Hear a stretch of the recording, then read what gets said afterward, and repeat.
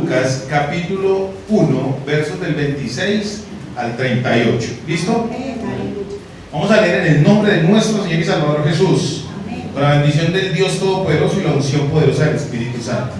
Dice así: al sexto mes, el ángel Gabriel fue enviado por Dios a una ciudad de Galilea llamada Nazaret, a una virgen desposada con un varón que se llamaba José, de la casa de David, y el nombre de la virgen era María. Y entrando el ángel en donde ella estaba, dijo: salve muy favorecida, el Señor es contigo, bendita tú entre las mujeres. Mas ella, cuando le vio, se turbó por una razón, sus palabras, y pensaba: ¿qué salutación sería esta? Entonces el ángel le dijo: María, no temas, porque has hallado gracia delante de Dios, y ahora concebirás en tu vientre, y darás a luz un hijo, y llamarás su nombre Jesús. Y este será grande, y será llamado Hijo del Altísimo, y el Señor Dios le dará el trono de David su padre, y reinará sobre la casa de Jacob para siempre, y su reino no tendrá fin. Entonces María dijo al ángel: ¿cómo será esto? Pues no conozco varón. Respondiendo el ángel le dijo: el Espíritu Santo vendrá sobre ti, y el poder del Altísimo te cubrirá con su sombra, por lo cual también el santo ser que nacerá será llamado Hijo de Dios. Y he aquí, tu parienta Elizabeth, ella también ha concebido hijo en su vejez, y este es el sexto mes para ella, la que llamaban estéril, porque nada hay imposible para Dios. Vamos a volver a leer este texto. Porque nada hay imposible para Dios. Entonces María dijo: he aquí la sierva del Señor, hágase conmigo conforme a tu palabra. Y el ángel se fue de su presencia. Palabra de Dios. Amén. El título del mensaje lo hemos colocado: de mujer ordinaria a madre extraordinaria. De mujer ordinaria a madre extraordinaria. Quiero, antes de comenzar, hacer varias salvedades. Fe de erratas, dicen los abogados. Quiero hacer unas salvedades. ¿Cuáles son las salvedades? Primero, a manera de introducción del mensaje. De los que estamos aquí, que somos creyentes, ¿cuántos han sentido un cambio en su vida? Amén. Lo que hace que usted está caminando con Cristo. ¿Qué ha sentido usted que le ha cambiado? ¿Le ha cambiado su forma de pensar? ¿Le ha cambiado su forma de vivir? ¿Cierto que sí? Sí, amén. Pero les quiero hacer una salvedad. Cuando nosotros entramos a vivir en el Evangelio, cuando conocemos al Señor Jesucristo, hay unas personas que lamentablemente toman una actitud de contrariedad con la religión. ¿Voy a explicar? Cuando uno dice: voy a hablar acerca de María, se colocan en los guantes, se ponen el escudo y empezamos de pronto aún a fanatizar el tema.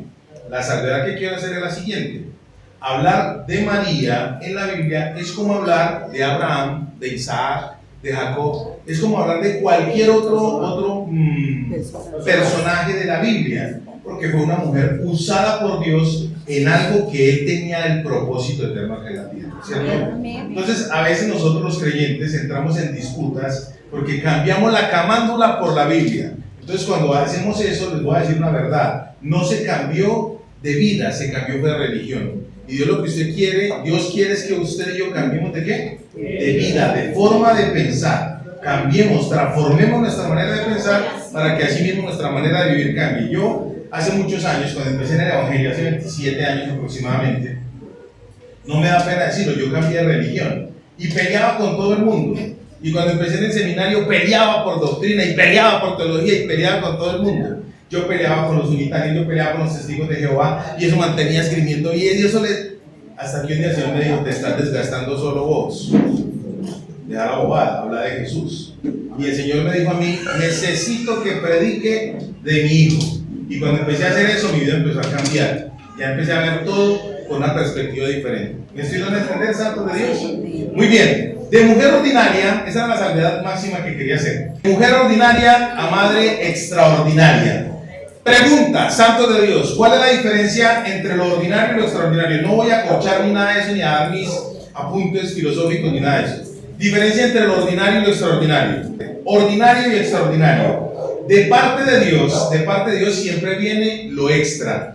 Principio número uno que yo quiero que ustedes entiendan que viene de parte de Dios: usted está en este lugar por una razón que es impoluta, nunca va a cambiar. Es Dios el que lo llamó y lo atrajo a usted a este lugar. Amén. Usted está en este lugar, no porque la hayan invitado, se haya hecho eso, yo voy a mirar a qué hacen esos evangélicos. La iglesia es una familia. Usted y yo somos ¿qué? Hermanos, somos familia. Y somos la familia sanguínea más grande del mundo porque estamos asociados, ligados a través de la sangre de Jesucristo nuestro Señor. Entonces usted y yo somos ¿qué? Hermanos. Entonces, ¿qué es lo primero extra que Dios nos da? Él es el que nos llama. Él fue el que lo trajo a usted a este lugar para que usted conozca un mensaje de la palabra. Verso 26. Lo extra es que Dios nos llama. Verso 26 dice aquí: el sexto mes, el ángel Gabriel fue enviado por Dios a una ciudad de Galilea llamada Nazaret. Quiero comenzar ahí algo con el número 6. El número 6 en la gematría bíblica es el número del hombre. El número 6 es el número del hombre en la gematría bíblica. Y resulta que en este relato empieza Dios a hacer algo, empieza a mostrarnos, a graficarnos algo interesante. ¿Por qué dice el sexto mes? Ahí ocurrió algo en ese sexto mes, ¿sí o no? Si lo vemos adelante, en el capítulo 1 de los versos del 16 en adelante, vemos cómo Dios se apareció en el templo, donde normalmente era que Dios hablaba. Dios hablaba en esa época. Quiero hacer otra salvedad. La Biblia fue escrita en una cultura oriental. Por eso hay cosas que a nosotros no nos parecen como congruentes, o vemos que no lo entendemos, porque la cultura que Dios utilizó, la cultura que Dios escogió, una cultura llena de simbolismos, para que a través de esos simbolismos nosotros pudiésemos entender mejor el reino de Dios. Yo lo llamo el kinder de Dios. El Antiguo Testamento yo lo llamo el kinder de Dios porque es la forma en que Dios quiere enseñarnos de una manera práctica, gráfica, como a los niños. Hay que enseñarles desde la pedagogía. Al Señor Jesucristo algunas veces lo llamaron maestro y en el griego decía paidagogos, que es de ahí viene la palabra pedagogía, porque él enseñaba de una manera práctica, sencilla. Un ejemplo, cuando estaban caminando sobre las aguas, ahí le decían a él: maestro, no tienes cuidado que perecemos. Ahí le están diciendo: paidagogos, no tienes cuidado que perecemos. Entonces les dijo: a ver, hombres de poca fe, esto es muy fácil, caminen por aquí mirándome a mí. Les enseñó cómo, desde el ejercicio. Entonces Dios quiere hacerlo. ¿Ven? Cierro el otro paréntesis. Dice así: el sexto mes, ese sexto mes era el tiempo de una anunciación. Entonces Dios, ¿dónde hablaba? Dios hablaba en el templo. Y nosotros a veces como iglesia creemos que Dios habla solamente acá, que venimos a la iglesia y aquí tenemos que hablar así, porque está el Señor. Entonces, una cosa es la reverencia ridícula y otra cosa es el fervor que hay en el corazón. ¿Cuántas veces nosotros llegamos a la iglesia y pensamos que cuando llegamos a la iglesia Dios nos va a hablar? Es real, Dios nos va a hablar aquí a través de una persona que está viva. Pero a usted Dios debería hablarle realmente en su casa, en la intimidad. En el Evangelio según San Mateo capítulo 6 dice la Biblia que cuando usted esté en el lugar secreto, su Padre que ve en lo secreto, en lo público, lo recompensará. El Señor no es un Dios de religiones, sino es un Dios de ¿qué? Relaciones. A Dios le gusta relacionarse, interactuar con cada uno de nosotros. Entonces, Él, como le gusta interactuar, por eso es Él el que viene hacia nosotros. Sexto mes de la anunciación, o sea, 6 meses antes, Dios habló en el templo, en el lugar donde normalmente lo hacía, en el lugar donde normalmente se ejecutaba la presencia de Dios, la nube de Dios, la gloria de Dios, ahí se manifestaba. Pero resulta que en este caso en particular había un hueco bonito. Y ese hueco era un hueco de silencio de 400 años. Antes de que Dios volviese a hablar, habían pasado 400 años desde el último profeta que fue Malaquías. Bueno, estos 4 evangelios son parte del antiguo pacto. Resulta que había 400 años hacía que no hablaba, y vino y habló, y al sacerdote que le habló, ya lo vamos a mirar, no le creyó al ángel. Le hizo preguntas con indiferencia, le hizo preguntas como con una incredulidad muy fuerte. Y María, en cambio, le hizo preguntas con fe, que eso enseguida vamos a mirar el paralelo. Resulta que 6 meses antes había aparecido entonces, pues, en el lugar ¿qué? De costumbre, donde normalmente hablaba Dios. Pero 6 meses después, se le fue a un lugar X, a un lugar donde no existía. Nazaret, según la Biblia, cronológicamente es la primera vez que aparece ese nombre. Cronológicamente es la primera vez que aparece Nazaret en el escrito bíblico. De hecho, Nazaret era catalogado en ese tiempo como una ciudad de pobres, marginal. Era una ciudad que estaba a 24.15 kilómetros del mar de Galilea y no tenían agua. Tenían un pocito chiquitito en el centro de la ciudad. Era una ciudad pequeñita, marginal. Nadie la quería. De hecho, uno de los discípulos del Señor, Natanael, en el Evangelio de San Juan, capítulo 14, dice: de Nazaret puede venir algo bueno. Cuando Felipe, su hermano, le dijo: venga que hemos encontrado al Mesías y viene de Nazaret, explican a este, de Nazaret, ya que va a salir algo bueno. ¿Cuántas veces a usted le ha pasado que le dicen: usted viene de allá, de por arriba de la Libertad, de allá sí habrá algo bueno, de esos barrios populares y marginales sí saldrá algo bueno? Pues yo le tengo una excelente noticia: son conceptos de hombre. Número 6.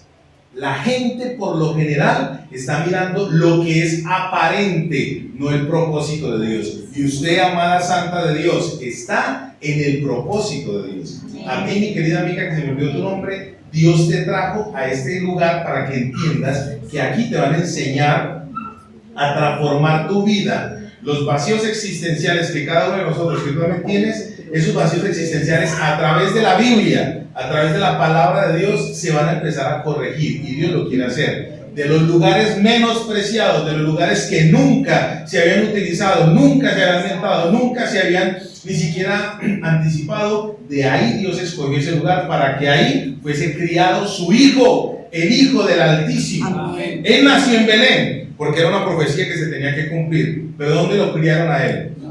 ¿Sabe por qué me encanta a mí mi Señor? Porque definitivamente Él se relacionó. Mira, Cristo es la única persona, eso lo vamos a mirar ahorita, que se relacionó con todo el mundo, con todas las personas. Y a cada persona le hablaba conforme a la capacidad de esa persona. Le hablaba a los ricos conforme a los ricos, le hablaba a los pobres conforme a los pobres, le hablaba al enfermo conforme al dolor del enfermo. Y hoy Dios te quiere decir a ti, ojalá esto lo empieces a entender, de este lugar que todo el mundo menosprecia, en este lugar es donde se está manifestando la presencia de Dios. Amén. Usted tiene que salir de este lugar diciendo: bueno, si en este lugar que es marginal, si a mí en mi condición de ser humano, voy a hablar de mí, me perdona que me coloque como ejemplo. Yo era un tipo que aquí usted me ve tan bien vestido, tan buen mozo, tan atractivo. Yo era un tipo súper acomplejado. De hecho, yo entraba a cualquier lugar y entraba primero mi complejito. Y detrás entraba yo con la cabeza agachada. Hasta que un día entendí que desde la eternidad pasada, proyectándome para la eternidad futura, Cristo había puesto sus ojos en mí. Amén. Y cuando yo empecé a entender eso, santo de Dios, mi vida empezó a cambiar. Que tenemos momentos de angustia, de debilidad, que tenemos momentos difíciles, de escasez. Claro, es normal. El Señor dijo: en el mundo van a tener aflicción, pero confiemos, porque el Señor ha vencido el mundo. Amén. Así como Nazaret en otro tiempo fue una ciudad que todo el mundo decía que allá no había sino prostitución, drogas. Mejor dicho, Nazaret era el centro. Una cosa impresionante. Y allá el Señor tomó su lugar para criar al Hijo del Altísimo. A mí eso me parece espectacular. ¿Usted no? No lo crió en el poblado. No lo crió, dijo el presidente, no lo crió con los ricos del poblado, lo crió con los pobres del popular. A mí me encanta eso. Nunca se sienta usted debajeado por el lugar donde usted vive, porque a usted como cristiano, el que le da su lugar, su valor y su espacio es el eterno. No es la circunstancia, no es donde usted vive, es lo que usted está en Cristo, porque quien nos da la verdadera identidad es el Señor. ¿Hasta ahí usted lo va a entender? Muy bien, gloria a Dios. Segundo, entonces resulta que el sexto mes vino el ángel. A mí me encanta esto. ¿Cuántos de los que están aquí les gustaría vivir una experiencia sobrenatural con Dios? ¿A usted le gustaría? Yo le voy a decir una cosa. ¿Cuántas veces usted ha querido tener una experiencia sobrenatural con Dios y no lo ha logrado? ¿A usted lo frustra eso? ¿O no? ¿O solo es a mí? Bueno, a usted no. A mí sí me frustra. A mí sí me frustra cuando yo quiero tener una experiencia con el Señor. Yo soy de los que digo que cuando uno está predicando la palabra de Dios, la palabra de Dios tiene que surtir un efecto vivificante en la vida de una persona. Si eso no está surtiendo ese efecto, a mí me preocupa, porque quiere decir que es una palabra hueca, vacía, sin sentido. Pero lo que realmente hace sentir, vivir, que sea una relación directa con el Señor, es la visitación de Dios. Cuando yo empecé a entender que no soy yo el que propicia, sino que es Dios el que propicia, entonces viene lo extra. Es Dios el que propicia, no es usted en sus propias fuerzas. Que usted quiere tener el mejor empleo, mijo, no es en sus propias fuerzas. Si Dios quiere, se lo da. Si Dios quiere, no se lo da. Es así de sencillo. Eso se llama la voluntad soberana de Dios. Dios es el que hace conforme al propósito que tiene con cada uno de nosotros. ¿Cuántas veces usted ha querido predicar la palabra de Dios? Dígame. ¿Ninguno? Yo sí. Yo desde que nací espiritualmente anhelaba predicar la palabra de Dios. Y en la iglesia había un loco que le decía el hermano Carlitos. Ese tipo aplaudía así, con esas manos durísimo, y era el loco que todo el mundo le sacaba el cuerpo. Y a mí me encantaba ese loco, porque yo quería ser evangélico. Desde que yo llegué a la iglesia yo quería ser evangélico. Y un día me dijo, ¿usted quiere predicar? Le dije, sí, yo quiero predicar. Yo me imaginaba predicando en un púlpito. Y entonces yo le dije, sí, yo quiero predicar, Carlitos. Me dijo, camina, yo le enseño a predicar. Y yo, vámonos, Carlitos. Y me dio 5 textos bíblicos. Entonces, no les voy a decir porque por tiempo no podemos. Me dio 5 textos bíblicos y para un bus de Prado, allá en el sur de Medellín. Cuando nos montamos, yo vi que él le habló al chofer. Le dijo algo, ¿no? Y pasamos a la registradora y Carlitos se sentó. Cuando Carlitos se sentó, empezó a hablar y me dijo, predique. Así es, predique. Ese día entendí que en el ejercicio Dios te va mostrando cuál es su propósito contigo. Pero cuando Dios te visita, Él te va dando el proyecto que tú tienes. No importa el lugar de donde salgas, no importa el espacio donde estés. Cuando Cristo empieza a forjarse en ti, Él es el que empieza a llenar lo que usted y yo necesitamos para poder cumplir su propósito. ¿Así me entienden a entender? Amén. Gloria a Dios. Verso 27 entonces dice así: vino el ángel y visitó a alguien en particular, una virgen. Dice, vino y visitó a una mujer virgen desposada con un varón que se llamaba José, de la casa de David, y el nombre de la virgen era María. Cuando la Biblia habla repetidamente de unas palabras, eso es un tema recurrente. Y 2 veces dijo, 3 veces en este pasaje, habla de que era virgen. Quiere decir que la condición de ella era una condición moral perfecta. No tenía desórdenes en su vida genital.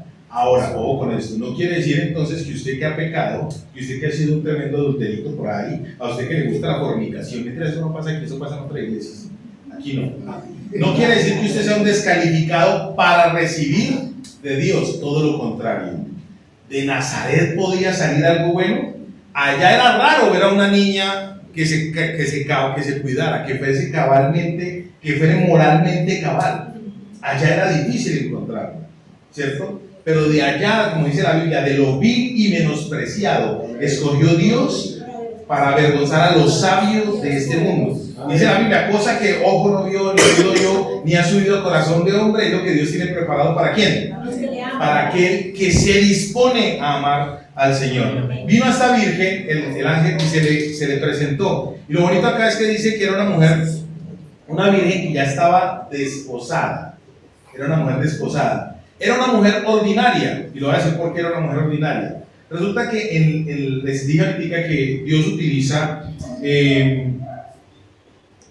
ejercicios culturales para podernos mostrar a nosotros verdades eternas. Esta mujer estaba casada con un hombre. ¿Cómo así que casada? Sí, dice que estaba desposada. En la cultura judía judío oriental, había una forma de representar la eternidad con el matrimonio, se lo voy a decir.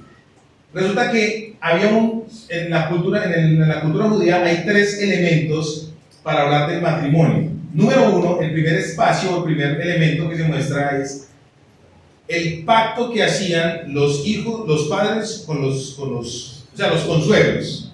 Por ejemplo, mi esposa y yo queremos una esposa para mi hijo. Entonces nos vamos para donde la mamá de la muchacha que creemos que puede ser el partido para él.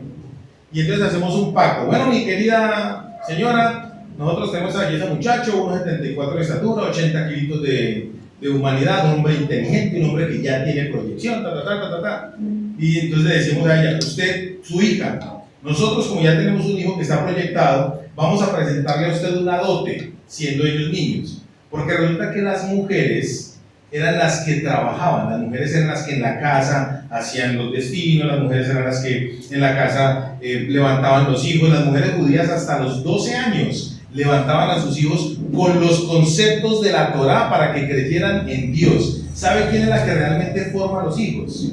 La mujer.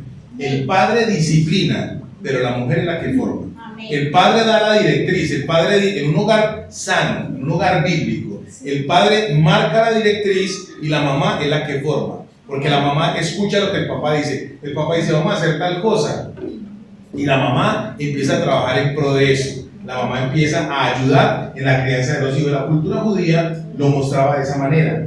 Resulta pues que entonces ellos ya era el primer proceso. El segundo proceso era cuando ya ellos, la pareja, se encontraba y entonces hacían sus votos. Yo me comprometo, mi hija, delante de Yahweh, a serte fiel, a cocinarte, a ser un buen marido. Hacemos nuestros votos, ¿cierto que sí?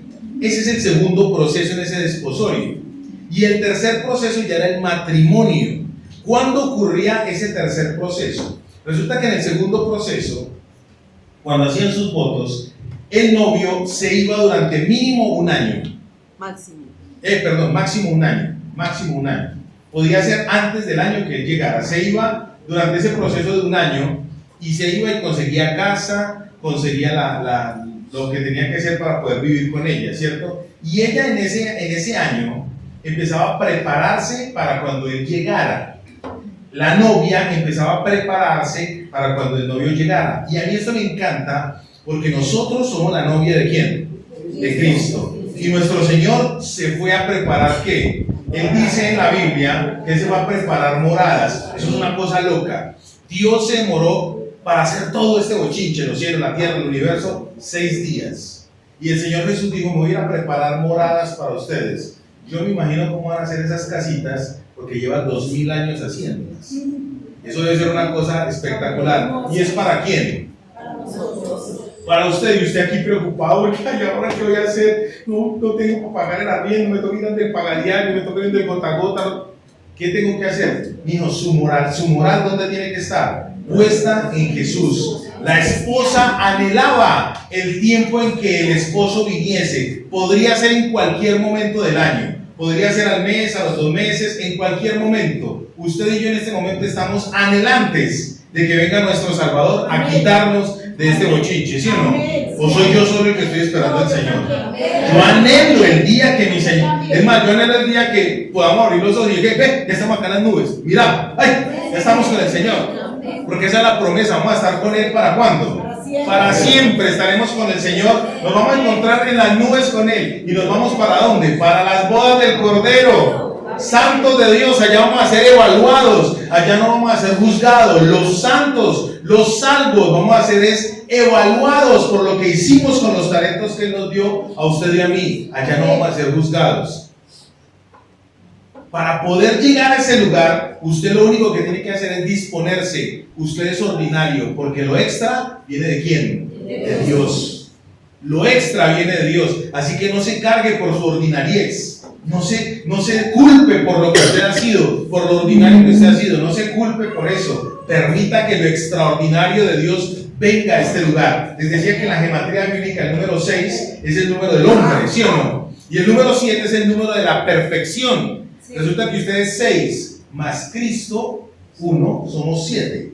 Usted y yo somos, ¿en qué somos perfectos? Cristo. En Cristo. ¿Están conmigo?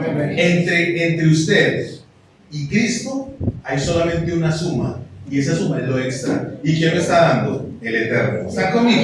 En el verso 28 dice lo siguiente: y entrando el ángel en donde ella estaba, dijo, salve, muy favorecida, el Señor es contigo, bendita tú entre las mujeres.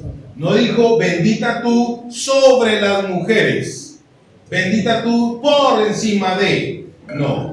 Dijo, bendita tú entre las mujeres. Me encanta esto. ¿Por qué les dije al principio que somos especialistas los cristianos en llevarle la contraria a la iglesia?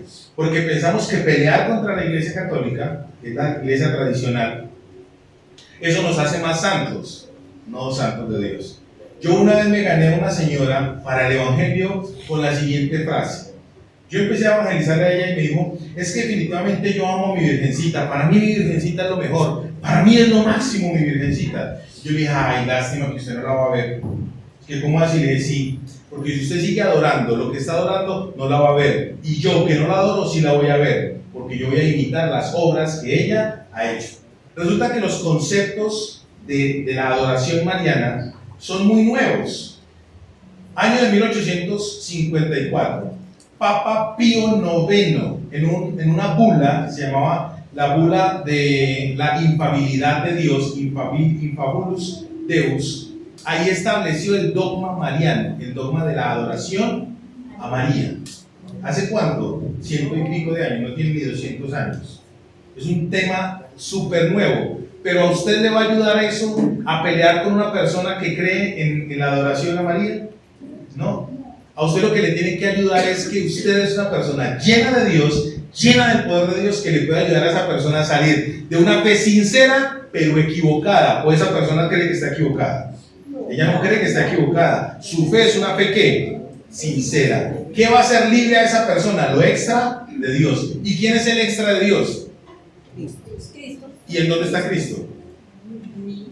Amén, hermana. ¿Dónde está el Señor?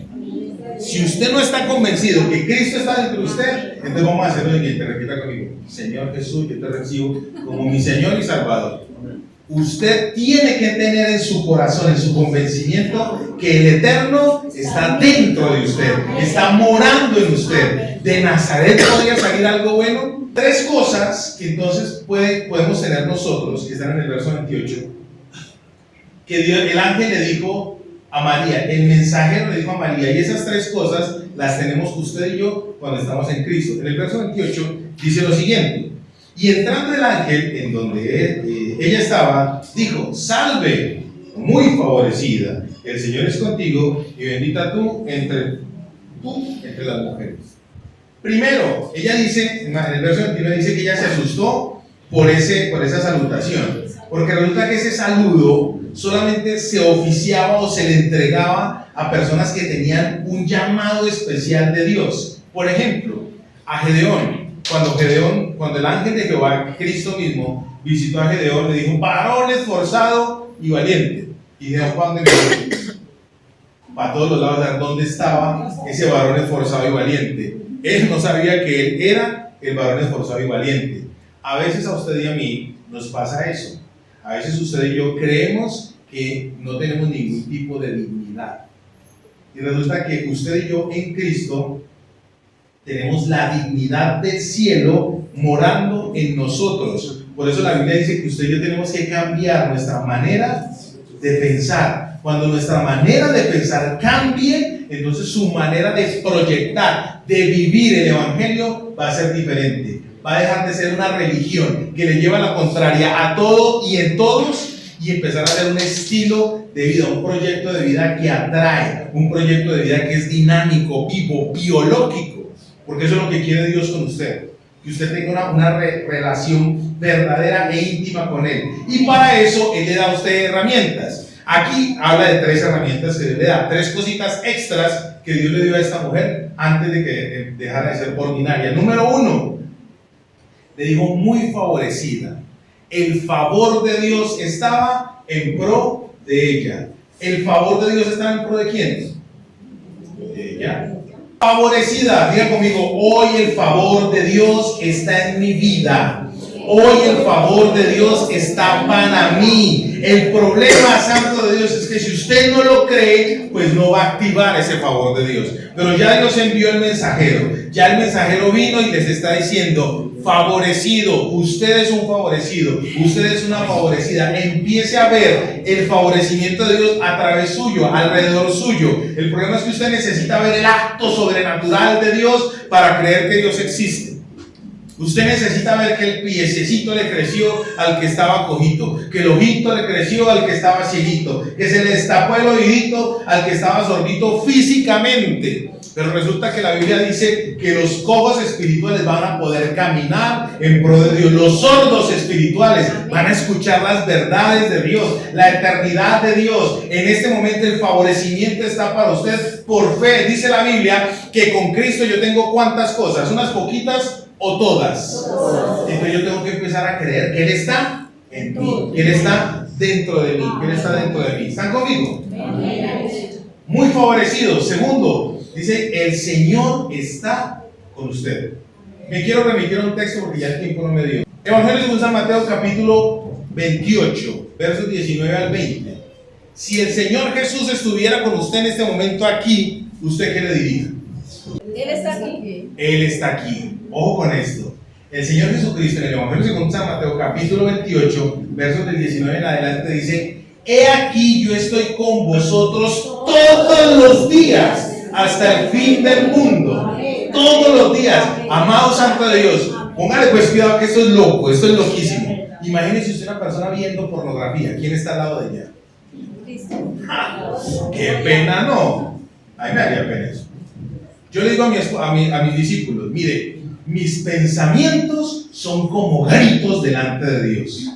Yo puedo estar calladito, pero mis pensamientos Dios los escucha estridentemente. Lo que yo estoy pensando, lo que yo estoy sintiendo, Él lo está escuchando, porque resulta que Él está con nosotros. Y hay un agravante: para el cristiano no solamente está alrededor de nosotros, Él está dentro de nosotros. Tres cosas: la primera, entonces, el favor de Dios; la segunda, presencia de Dios en ella.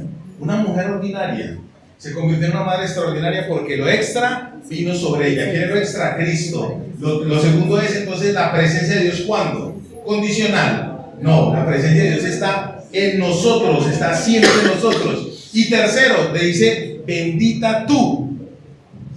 Dice la Biblia que usted y yo tenemos la bendición, estamos bendecidos con Cristo en los lugares ¿qué?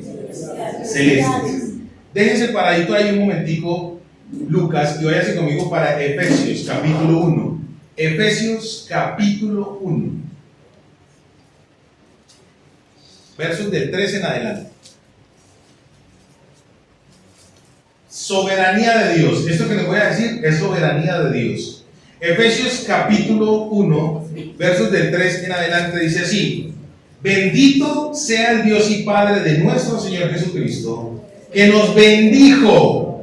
Ojo con esto: que nos bendijo con algunas bendiciones. Bendito, que nos bendijo con toda bendición espiritual en los lugares ¿qué? ¿Y cuántas veces estamos más preocupados por lo que pasa aquí? Mire, Santo de Dios, empecemos a buscar a Dios como debe ser. Si usted tiene la presencia de Dios, va a empezar a entender que la verdadera bendición. Yo me acuerdo que con lo que primero me evangelizaron a mí fue cuando me dijeron: busque primero el reino de Dios y su justicia, y todas las cosas vendrán por añadidura. Pero uno como creyente se desespera buscando las añadiduras. Uno como creyente está buscando primero que todo la añadidura. Las muchachas le oran por el siervo: Señor, yo quiero que mi esposo sea el cantante del grupo de alabanza, o un músico espectacular, un predicador espectacular. ¿Y usted cómo está procesando su conducta para ese hombre?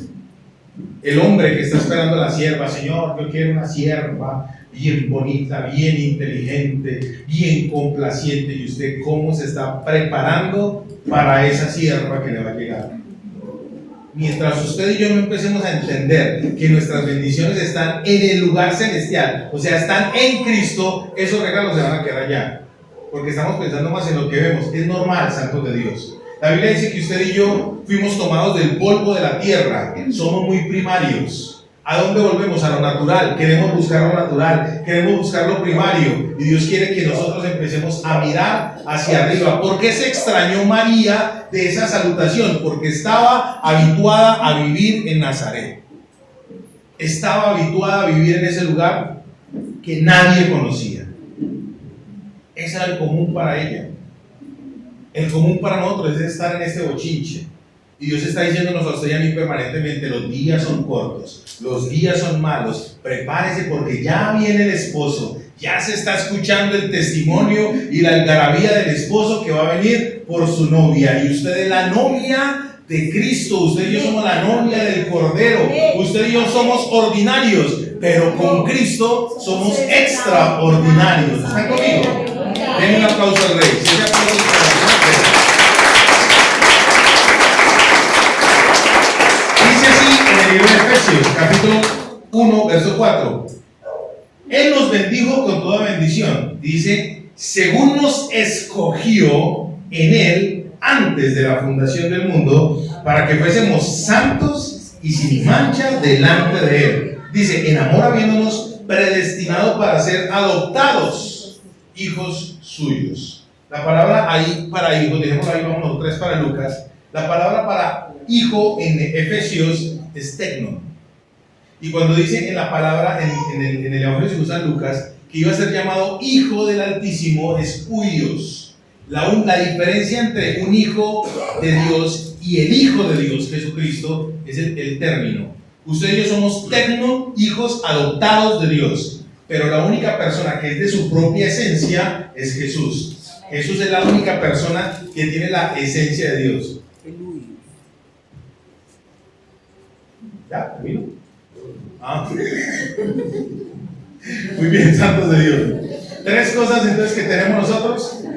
Número uno, el favor de Dios, la presencia de Dios y la bendición de Dios. ¿Están conmigo? Ya voy a terminar porque el tiempecito sí se me está yendo.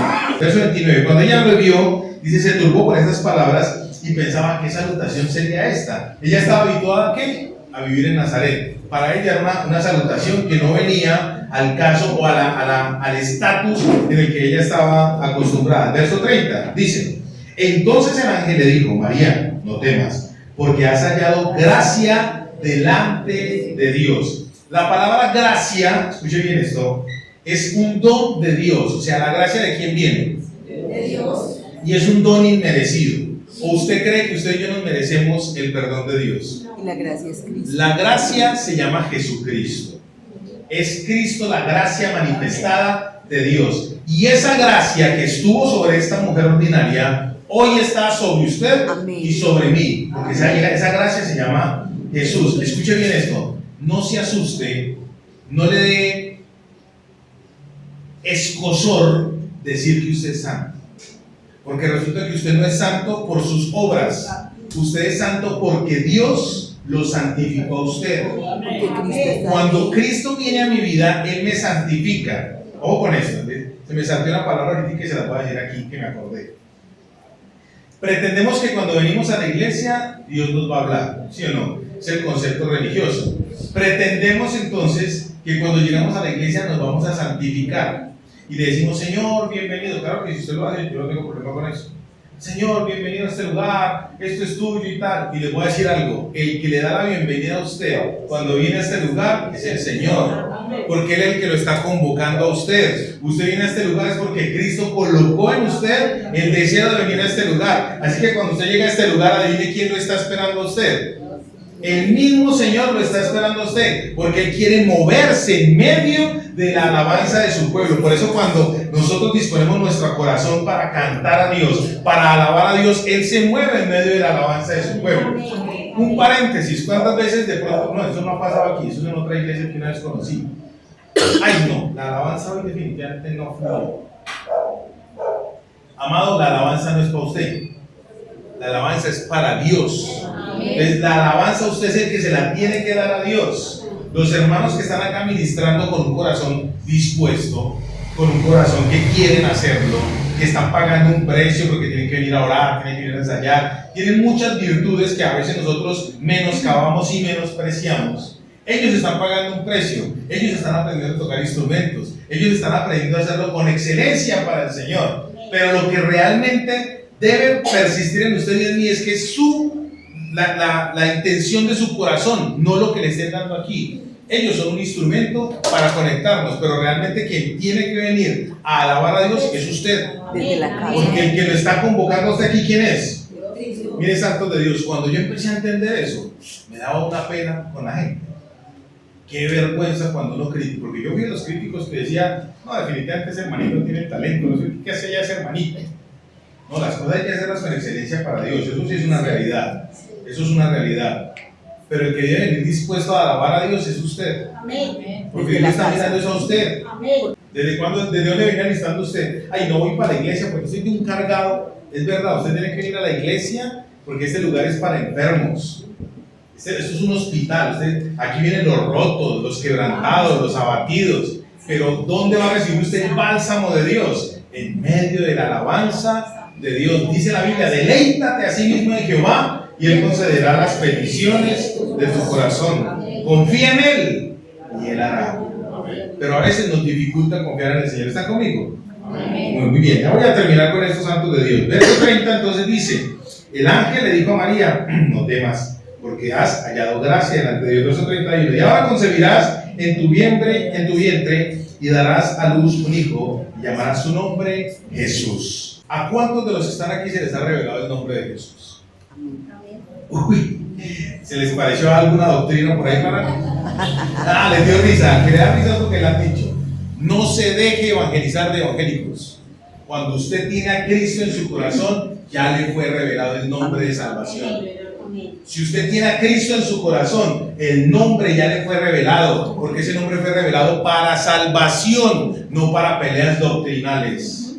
Ese nombre, el más grande nombre, cuando usted siente compunción en su corazón, cuando usted siente algo en su corazón, solamente al escuchar ese nombre, ya usted está siendo tocado por el Espíritu Santo de Dios. Ya ese nombre le fue, ¿qué a usted? Revelado. Ese nombre ya le fue revelado. Esta mujer era una mujer ordinaria, pero ojo con esto, fue a la primera persona que se le reveló el nombre de Jesús para salvación.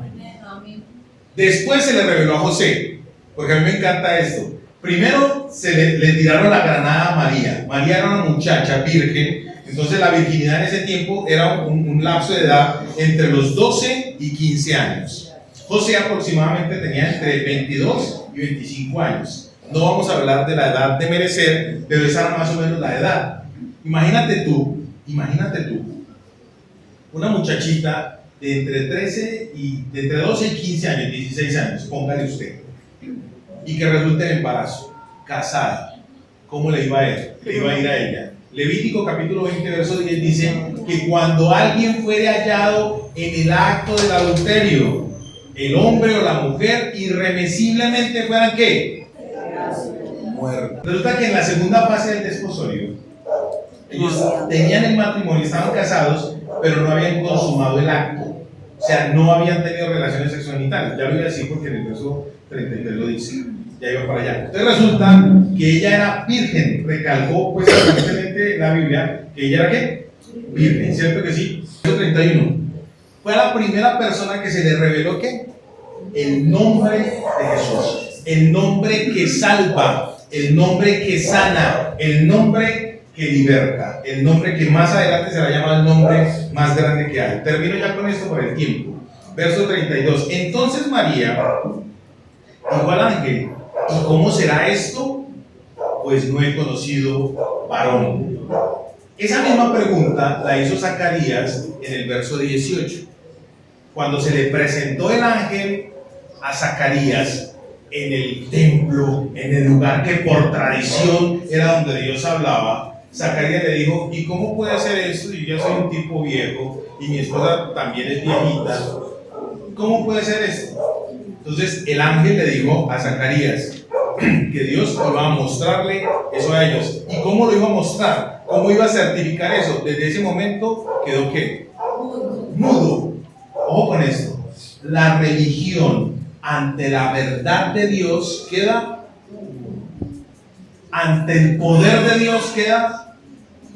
Mira, yo puedo saber mucho de teología, yo puedo saber mucho de términos y bobadas, pero ante la relación de Dios verdadera y ante el poder de Dios no hay nada. Yo tengo que guardar silencio. Cuando Dios empieza a manifestar el poder de Él en cada uno de ustedes, el poder de Dios se manifiesta. Y cuando el poder de Dios se manifiesta, empieza a enmudecer los argumentos que existen. Empieza a enmudecer los argumentos que hay. Por ejemplo, un argumento, no, ¿usted qué va a ser capaz? No, usted no puede. No, ¿a usted de dónde va a pagar ese arriendo? No, si Y cuando empieza a manifestarse el poder de Dios, que empieza milagrosamente a aparecer dinero de donde no hay, que empieza milagrosamente a abrirle puertas, que Dios en cada momento iba proveyendo para lo que se iba necesitando. El maná, cuando salían, todos salían una vez a la semana. Cojan maná porque ya no va a haber maná. Todos los días, y dice el Señor, cojan lo que necesiten. Y cuando la gente guardaba más, ¿qué pasaba? Se les podría. ¿Cierto? El poder de Dios, cuando empieza a manifestarse, enmudece los conceptos religiosos. Cuando el poder de Dios empieza a manifestarse, los conceptos religiosos empiezan a enmudecer. ¿Usted qué prefiere? ¿Estar mudo por un concepto religioso o darle libertad al poder de Dios? ¿Usted qué prefiere? Yo prefiero darle libertad al poder de Dios. Dice la Biblia, calla y espera en Él, porque Él va a manifestar su poder. ¿Están conmigo? Muy bien, voy a terminar con una conclusión sencilla. Primera conclusión. María fue una mujer sencillita, pequeña, una niña de un lugar lejano, de un lugar que nadie conocía, de un lugar rezagado, menospreciado y excluido. Cuando el ángel le dijo a ella que iba a ser la mamá del varón más grande, del nombre más grande, del varón que iba a ser llamado Hijo del Altísimo, ella no pensó en lo que iba a pasar. Uy, me van a decir ahora que yo soy la mamá del rey. Ella sabía que por aceptar ese reto, sin haber conocido varón, le iba a ir muy bien, la iban a matar, a apedrear, la iban a lapidar. Y ella no pensó en eso. Y me encanta porque paralelo a eso, después de esta anunciación, el mismo ángel fue y se le apareció a José y le dijo, porque ya José sabía que ella estaba en embarazo, y le dijo, no teman recibirla, porque lo que en ella es concebido del Espíritu Santo es. Y dice la Biblia, y José era varón justo y no quería infamarla, no quería difamarla. Ella asumió el reto y empezó a ser una madre que extraordinaria, sin importarle lo que le iba a acontecer, sin importarle la adversidad que venía en contra de ella, solamente por servirle a Dios. En ese momento nadie sabía que en el ser de ella se estaba gestando la criatura más importante que ha pasado sobre la faz de la tierra, Cristo el Señor. Pero resulta que a ella el ángel le dijo algo, le hablaba de restitución. Dice, y el trono de Jacob en ese hijo va a ser para siempre. Algún día hablaremos de eso porque no nos dio tiempo, pero les quiero decir esa parte. Dios, cuando usted acepta lo extraordinario de Dios, Dios restituye el reino eterno sobre su vida. Cuando Dios viene a su vida, el reino eterno es restituido en usted. La naturaleza de Cristo viene a morar en usted. Usted en otro tiempo tenía la naturaleza adámica viviendo en usted, la naturaleza caída, la naturaleza de pecado, la naturaleza de limitación, la naturaleza que siempre va pensando en lo malo. Pero cuando Cristo viene a su vida, la naturaleza divina empieza a morar en usted y empieza a transformarlo, a cambiarlo. Santo de Dios, es el momento en que usted ponga lo extra de parte suya. Cuando usted empieza a poner lo extra de parte suya, el esfuerzo por hacer la cosa de Dios, el esfuerzo por buscar la palabra de Dios, por meterse en oración, por entender que usted ya es bendecido, entender que usted ya tiene la presencia de Dios, entender que usted ya tiene el favor de Dios, eso es lo extra que usted tiene que empezar a hacer para que la manifestación de Dios se dé, la religión enmudezca y nazca, se aflore, se manifieste el poder de la relación con Dios. Amén. Amén. ¿Usted estaría dispuesta hoy, mujer, mamá, a asumir el reto de empezar a ser una persona extraordinaria? Amén. Le digo una cosa, no es difícil, porque lo extra lo pone Dios. Amén.